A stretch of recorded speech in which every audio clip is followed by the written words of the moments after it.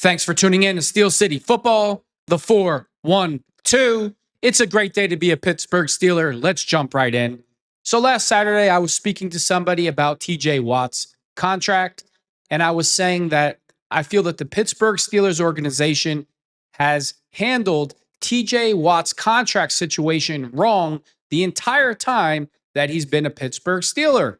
And they asked me why. And I said, because when you are that productive, when you are that good, when you are literally the best pass rusher ever to play in the NFL, and it's statistically proven that he is, you shouldn't have to ask. You shouldn't have to be the one to contact the team. They should be reaching out to you and say, hey, we're going to get this done immediately. We absolutely love what you bring to the team. You set the culture the right way. You're a great person on the field, off the field. You know, with TJ Watt, it's not about tattoos or stupid haircuts or doing dumb things on the field or being boisterous on YouTube. It's about bringing his lunchbox to work every day, putting in that hard work, acting like he's one of the guys, and leading by example. Not only does he lead by example, he dominates. There is not another defensive player in the entire NFL that can compare to TJ Watt. It doesn't matter if the other guy that you like is covered in head to toe, like Max Crosby, covered to head to toe with tattoos, wears matching Gucci, does stupid things on the field to grab attention for himself, isn't a boisterous personality online. But this is what you get. You get disrespect. See, when I look at Max Crosby, he's not just the tattoos and the Gucci. To me, he's just like the TMZ of football. A guy that in 5 years only has 59.5 sacks. And the Raiders said, you know what? You know how we're going to reward you, Max Crosby? We're going to give you $91.5 million guaranteed in 3 years, $106.5 million contract extension. And he averages like 10 to 8 sacks a year. TJ Watt last year with 11.5 sacks. Everybody said he's finished. He's washed up. You know, the same TJ Watt that is ranked number 1 in run defense by Pro Football Focus, that TJ Watt that had 11.5 sacks, who I could tell from the beginning of the year had a groin injury and lower back injury, and now it's kind of been confirmed. That TJ Watt that had such a bad year, that had 6 forced fumbles in 1 year, that guy, he has more forced fumbles in 1 year than people have in their whole career since Pop Warner. But he never gets any respect. None. From the fan base. And now, even it comes across to me as disrespect from the organization. That's how it looks. That's how it comes across. I know the Steelers do business a certain way.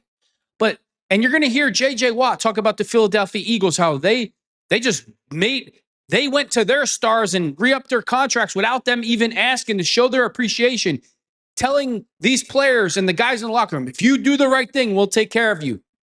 Why doesn't TJ Watt get that respect? I mean, I know why he doesn't get it from racist Ryan Clark and woke ESPN, because they're a bunch of racists. But that's a different video. But from the Pittsburgh Steelers organization, he gets no respect. And that's what it is at this point. If I'm TJ Watt, I'm a hometown discount. I'm saying I want more money than Max Crosby. I want more money than Myles Garrett. I want to be the highest paid guy ever. Because you know why? It's not just about the money at this point. It's about principle. You insulted the man. You made him feel unwelcome. You made him feel like his efforts weren't good enough. And they clearly are. And the Pittsburgh Steelers are clearly wrong in this situation. He shouldn't have to reach out to you. You should look around the league what those other guys got and say, you know what? We're going to pay him more than Myles Garrett, more than this guy, Max Crosby, and go from there. But no, that's not what the Pittsburgh Steelers did. They're playing games. In a way, they're playing games. It just, there's certain things in this world, in this life, I'll never understand. You got TJ Watt. Not only is he the best pass rusher ever played, he's a remarkable human being. The most least amount of baggage for a superstar ever that's ever been possible, who can literally your entire franchise. He could be the face of the, not only just his franchise, the face of the NFL, the way he conducts himself. He's not beating up his girlfriend. He's not beating up his kids. He's not getting arrested for dumb crap. He's in a cabin somewhere working out and running sprints and wrestling with his brother like two huge vanilla gorillas in the backyard. And you don't want to give him the money. And I'm not basing the money because I like the guy. I'm basing the money off the production and his character. And what's still going on? The Pittsburgh Steelers still didn't sign TJ Watt to the extension. So now I was hoping TJ Watt would be somewhat reasonable as it helped. No, I don't want him to be reasonable. I want him to teach the Pittsburgh Steelers a lesson. You need to do business a different way with your superstars and guys who are the fabric of your organization. And I was saying this on Saturday that the Pittsburgh Steelers have totally fumbled the situation with TJ Watt. And then, I always feel like the computer's listening to me anyway. What pops up on YouTube? This video of JJ Watt explaining the situation to Pat McAfee. Perfect timing. And let's let JJ Watt, the brother of TJ Watt, tell you himself. Towards the future, especially in the city of Pittsburgh, Pennsylvania. So let's talk about it. What do you know, Jage? Who's going to be the quarterback of the Pittsburgh Steelers? I mean, I don't have any inside information. I would assume the same as everybody else that it'll most likely be Aaron Rodgers. Your head is six guy's hand just kicked that earpiece out of your left ear there, said see you later. You think Aaron Rodgers is going to be the quarterback? Are you hearing anything from the inside sources? No, I'm not. I'm literally not. But I would assume that seems to be the way that all directions are pointing. Let's go to one half of the Hammer. Don. Cowboys, currently residing in Hammer. Don. AP Tone. Tone, any Pittsburgh Steelers insider questions for J.J. Watt? Because he certainly has information. This is going to be like an A.J. Hawk type scenario, but let's see how he dances. Yeah, I almost regret asking this because it has been so quiet, and I don't want people to talk about it. But there is still the contract looming out there. TJ has got 1 year left on his contract. Is there any update on that situation? You don't need to regret anything. It's okay. All right. I mean, it's a television show. It's fun. You guys coming off the bench here. I haven't talked in 30 minutes. You got to get started. Good segment. Good segment. Whoa, he regretted something. Sorry, Doesn't JJ look like a giant-sized Macaulay Culkin? Like, it's a huge Macaulay Culkin. Like, if Macaulay Culkin was a gorilla, he'd be JJ Watt. No, I do. I mean, I have a lot of information on that subject. That's not my subject to discuss. Okay, so you are JJ, not TJ. Yeah. So you don't feel like you should be the one speaking on TJ's situation with the Pittsburgh Steelers. Let's talk about defensive ends and quarterback tacklers as a whole then. Okay. Because TJ's probably seeing the same thing. We won't make you say it. We will say the things that we assume TJ has seen in the situation that TJ is currently in. TJ, obviously, I think going into... All right, this is absolutely insane. Who's getting more money than TJ Watt? The fact that Max Crosby's getting more money than TJ Watt is absolutely criminal.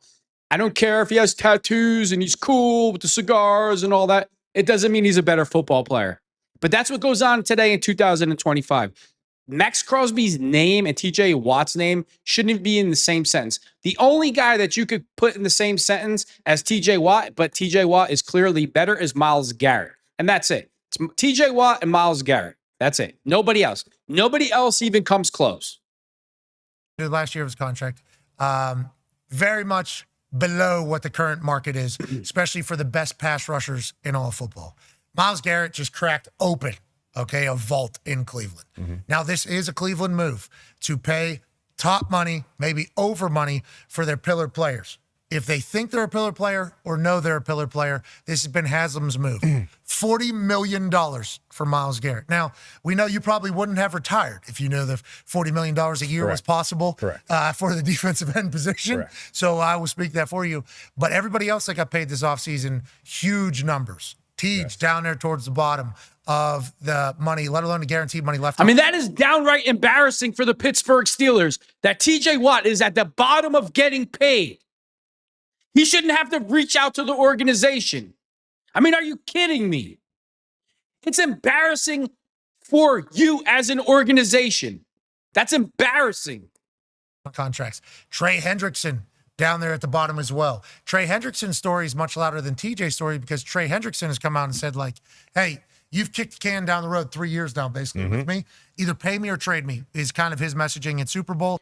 And Trey Hendrickson is really getting disrespected by the Bengals. I'm not here to defend the Bengals. He's a great player. But that TJ Watt, I would go TJ Watt 1 with the disrespect and then Trey Hendrickson. I've never seen anything like it in my life. Pittsburgh Steelers should be embarrassing themselves. Since then, there's still been no conversation. Ownership of the Bengals said sometimes some of these players just need to be happy with what they got. And Trey Hendrickson's just, what are we talking about? Excuse me? What, I'm literally the sack king. Trey Hendrickson, you know what you should do if they don't trade you? Retire, come back, and have some other team.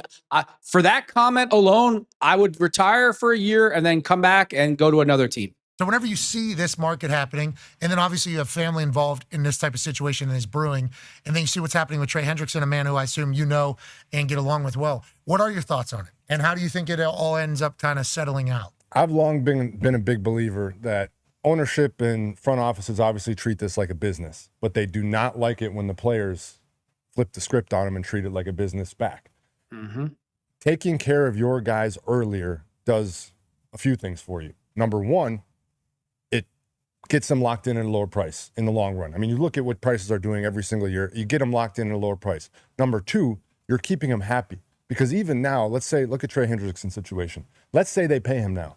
Now there's all this resentment, there's all this animosity, and yeah, $40 million or whatever it is cures a whole lot of that, and he's going to act like everything is great and everything is wonderful. But you just went through a whole bunch of time where there was some disrespect, where there's some hurt feelings, and now you're going to go back into a building, act like everything's okay. Since JJ doesn't want to talk about TJ because he doesn't want to cause problems for his classy superstar brother, I will. That's the same disrespect that the Pittsburgh Steelers are showing TJ Watt by not reaching out to him and fixing this problem. It's super disrespectful. If you take care of things early, especially when players want to take care of things earlier and say that they'll take less money to take care of things earlier because it sets themselves up long-term financially, do that. Because if you don't do that, that's when the problems start to arise. And now all of a sudden you say, hey, we have to kick this can down the road because of the way everything's working out. You kick the can down the road, the can gets a whole lot bigger. Yep. And then the player says, well, the can's a lot bigger now, fill it up. And you don't want to fill it up because you say, well, we have to pay all these other guys, we have to take care of these other things. It's like, well, I wanted to fill the can way back down here when it was a little soup can.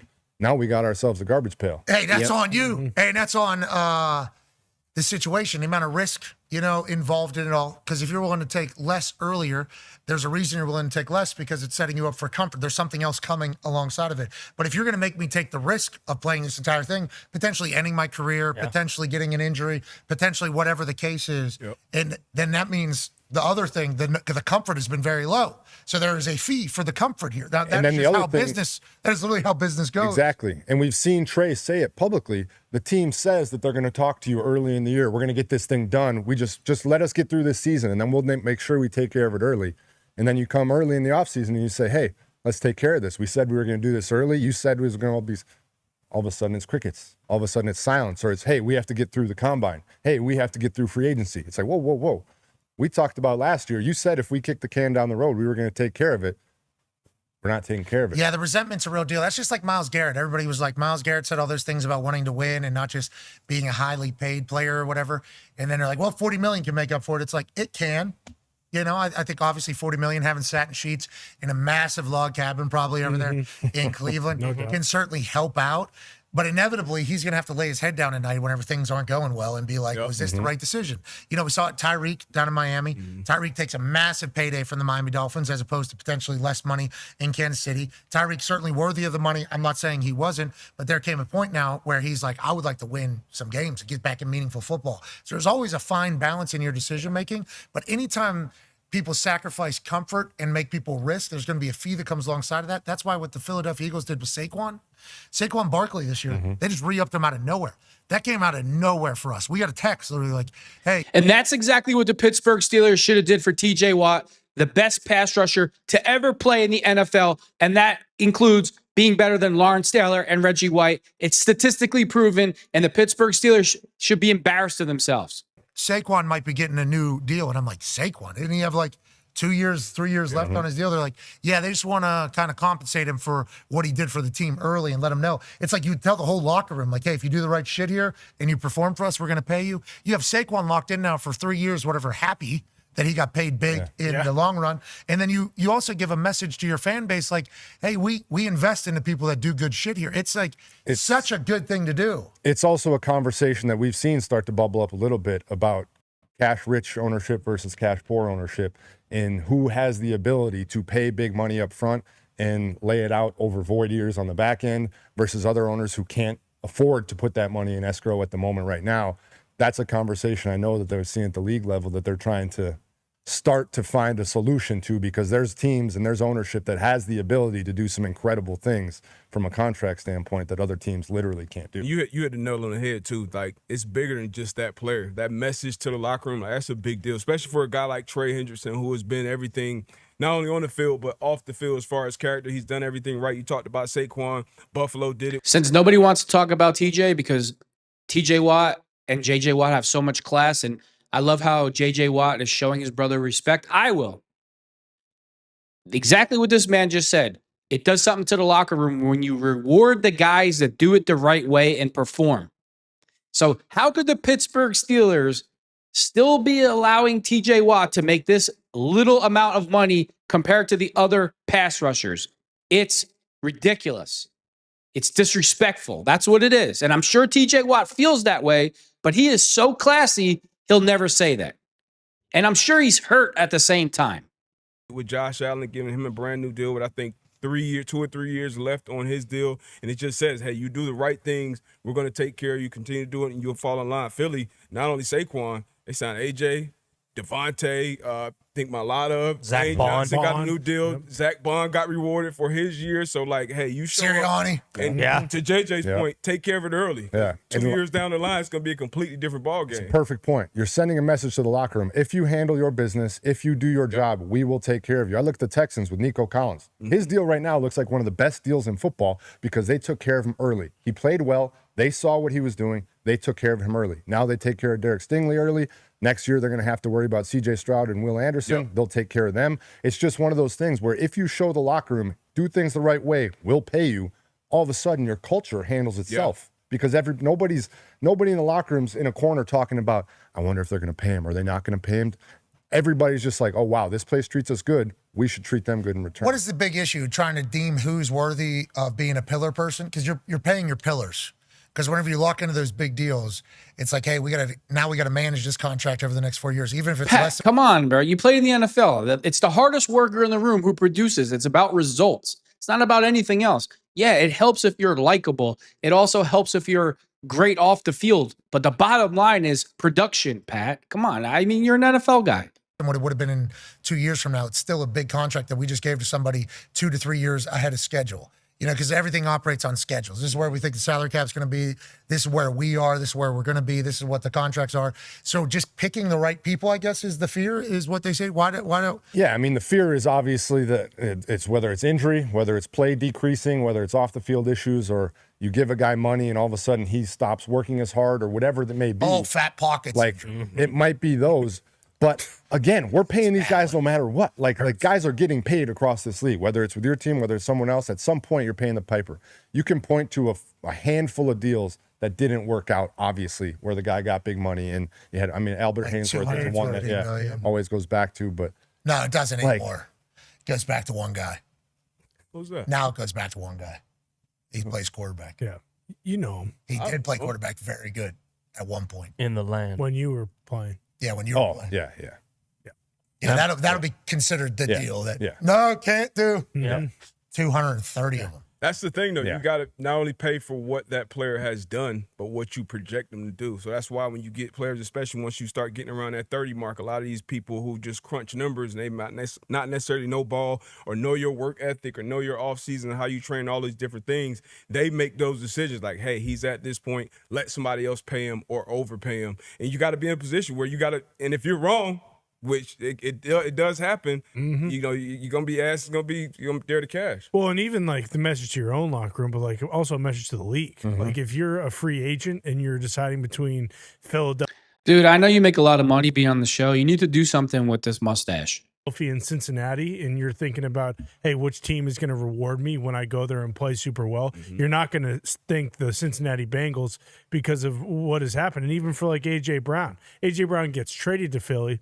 They pay him a bunch of money, and then they give him an extension. Devontae Smith, they pay before. Like all those, top teams that are competing, Chiefs, Eagles, Lions, like those three teams pay guys before damn near anybody else. Yeah, and they're doing well. It feels like you can get into a rhythm. They paid Patrick Mahomes massive deal early. They can play with that contract now. Travis Kelce has got another day. It's like all the teams that are good are seemingly ahead of schedule.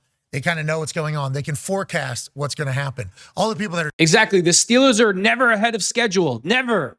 just trying to kind of hang on, seems like it doesn't always work out. Quarterback. Yeah, you got to have a quarterback. Yeah, it all starts there. But we're looking at the Bengals right now with the situations that they're in. Like they missed the playoffs. Like you have one of the best quarterbacks in the entire NFL. That's the gold ticket. That's the golden goose. That's the asset that you need to make everything else fall into place.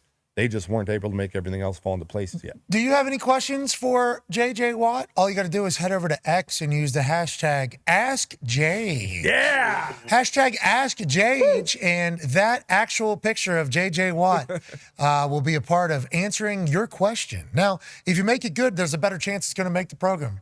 Shitty questions don't get asked, but there's no such thing as a bad question. There are certainly dumb ones, though. Certainly. And you should know that. Jage, in your opinion, with the Trey Hendrickson situation, I don't think he really is like this as a person, but do you think it would service him a little bit better if he was maybe like a little bit more of a prick? Because he's been so amicable the whole time. Like I said it a couple weeks ago, like it's kind of the basketball Squeak Scolari situation where he basically said like, hey, listen, if you guys rip on me 16 or 17 more times, like I'm out of here. I'm done doing this. Like, and again, he's a God-fearing man. We've had him on. Like, it doesn't seem like that's really his MO, but do you think that's part of it too? The ownership's like, well, like we can kind of push this guy around because everything we've done, like he's kind of been okay with it. His stance hasn't changed at all. I mean, you also have to look at it a little bit like the Tyrese Halliburton situation. Small market. He's been playing phenomenal football for years. I mean, led the league in sacks and those things, but he doesn't have the national star power that some of these other guys have from bigger markets, bigger cities, or more talkative, boisterous personalities, things like that. He's referring to Max Crosby when he says the boisterous personalities in the bigger market. That's my whole point. Like the league, the NFL was riding Max Crosby's you-know-what. Like he was the best pass rusher ever when TJ Watt, literally the year before, had like 22.5 sacks. TJ Watt gets no respect from the Pittsburgh Steelers organization, the entire league in general. He's the best pass rusher to ever play in the NFL. The Pittsburgh Steelers need to handle this immediately. It's embarrassing. And yeah, it has me pissed and hot because he deserves it. I don't understand these stupid games. So then, yeah, like you said, it almost puts you back in that little box where the ownership can say, well, he's not going to make us think about it. Why wouldn't we keep doing that? I think that's probably part of the reason that he's been talking as much as he has lately and trying to lay it out. It's such a hard spot as a player because I fully understand. Fans are sitting there like, you're complaining when they're offering you $25 million. You're complaining when they're offering you $30 million. How could you ever complain about that? Agreed. We get it. We understand. Yeah. Like, yes. I don't agree with that at all. I agree. What the market is, the market is. It's none of the fans. If the fans are ignorant and they don't want to pay attention to the market when they're paying inferior players more money than TJ Watt has every right to demand the most amount of money than anybody in the entire league based off production. So I understand what JJ's saying, but I don't agree with the fans. These fans, it's business. It's called business. Football is a business. These guys can only play so long, and you have to understand that. Just because you chose a different course in your life, you wanted to work construction or you wanted to do this and that, don't ever criticize another man for wanting to get paid what he's worth. It's insane. This is all nuts. But it's business, and that's how this whole thing works. So Trey wants to sit there and he wants to lay everything out for the fans. He wants to say, this is exactly what they told me that they would do, and they have now not followed through with that. So what do you expect me to do? I'm coming here just to let you know what I'm going through so you don't think I'm some selfish bastard trying to get my money. Like, I'm just trying to follow through with what they told me they would do. But then you go out and say that, and now people are like, look at this guy. Look at this guy. This piece of guy. All right. The Pittsburgh Steelers need to pay TJ Watt immediately. Cut the nonsense. You're making the organization look bad. You're making yourself look bad. And you're sending the wrong message to the locker room for the guys that perform, do it the right way off the field and on the field. Thanks for tuning in to Steel City Football, the 4-1-2.